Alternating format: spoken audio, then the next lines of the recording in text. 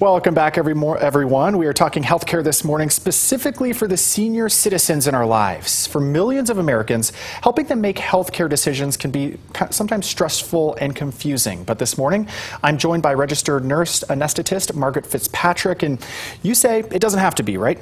It doesn't have to be, although it frequently is. But if people know the right questions to ask and they have a good attitude about it, it can be a lot easier. And you actually wrote a book about this, right? That has all of this explained in it? Yep.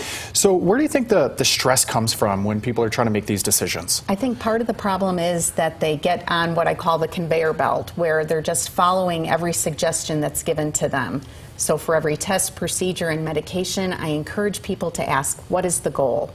So they're getting personal care for themselves, because you have to have your own personal health care goals. Otherwise, you're going to go along with everything that's suggested, and that may not be a benefit for you, especially if you're an older person with a lot of medical problems. What are some of the common mistakes that you see a lot of people making when it comes to these decisions? I think not asking the questions. Yeah. So asking for every test, procedure, and medication, what is the goal? How is it going to benefit me? We see people in the final weeks of their lives getting chemotherapy or surgeries that really don't have a chance of benefiting them and bring with it a lot of side effects and pain and suffering. So if we know the right questions to ask, we're going to get better care.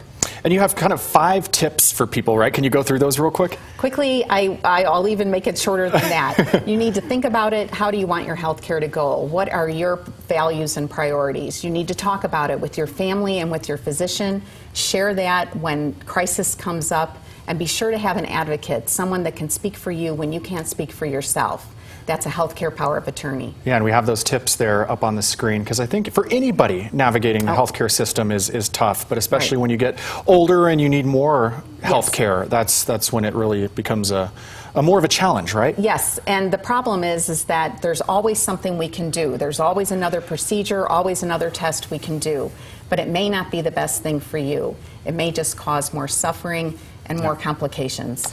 Margaret, before we go, your book, Getting the Best Care, where can people go to learn more about your book and get some more information? Sure, they can go on Amazon and get the book, or they can go to gettingthebestcare.com. All right, thanks for waking up early and being with us. I really appreciate it. Thanks. Good information. And we will be right back.